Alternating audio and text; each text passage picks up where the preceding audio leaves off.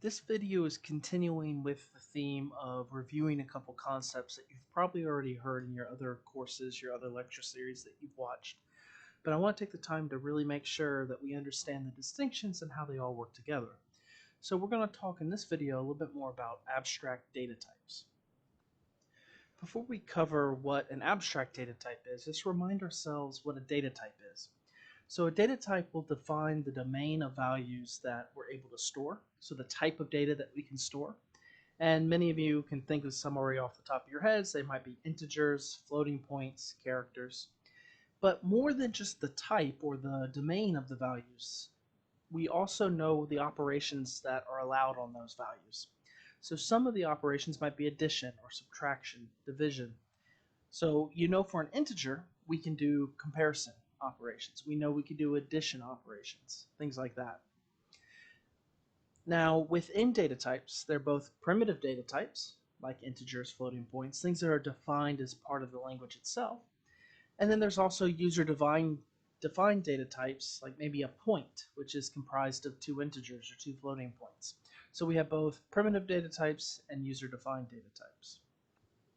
Now that we reminded ourselves what a data type is, let's define what an abstract data type is. An abstract data type is one where the properties and the behaviors are specified, but it's independent of the implementation. So in other words, it tells us what we're storing and how we're able to interact with that data, but we don't see under the hood.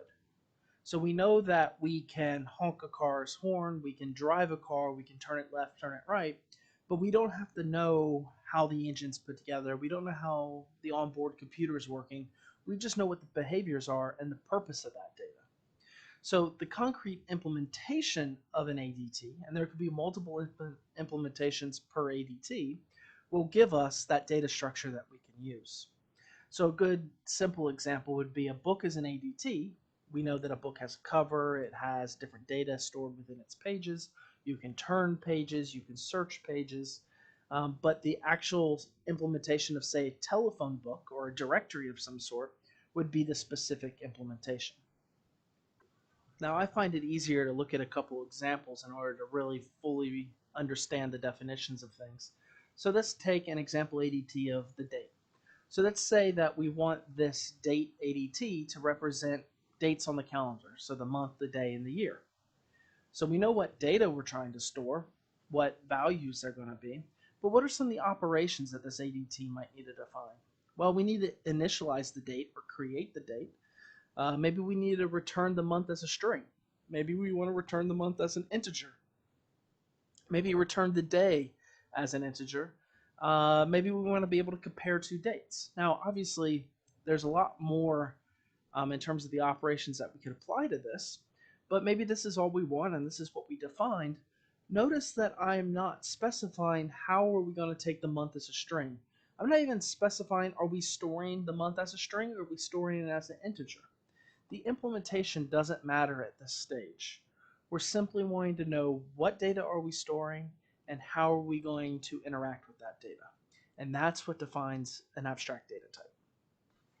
So why, as computer scientists, did we take the time to develop this concept of ADTs? Why don't we just build the implementation straight from the start? Well, probably most importantly, it's a design tool that will allow us to look at the logical level and not worry about what's going under the hood.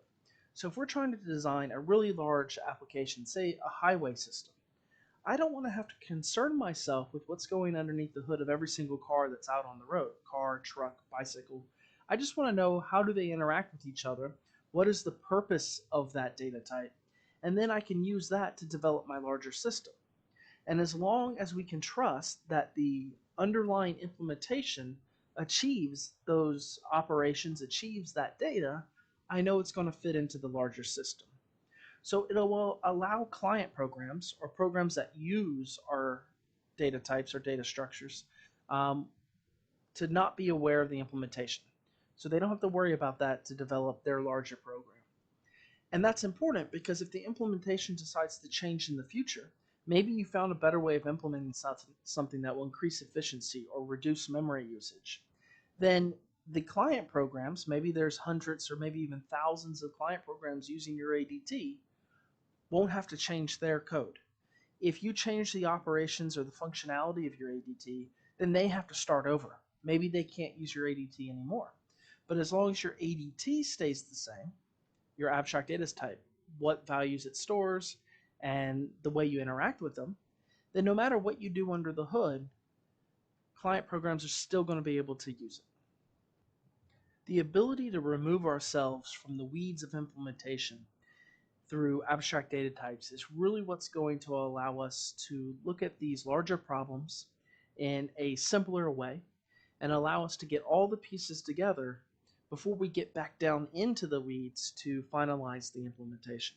So abstract data types is a very powerful tool that we need to become comfortable with.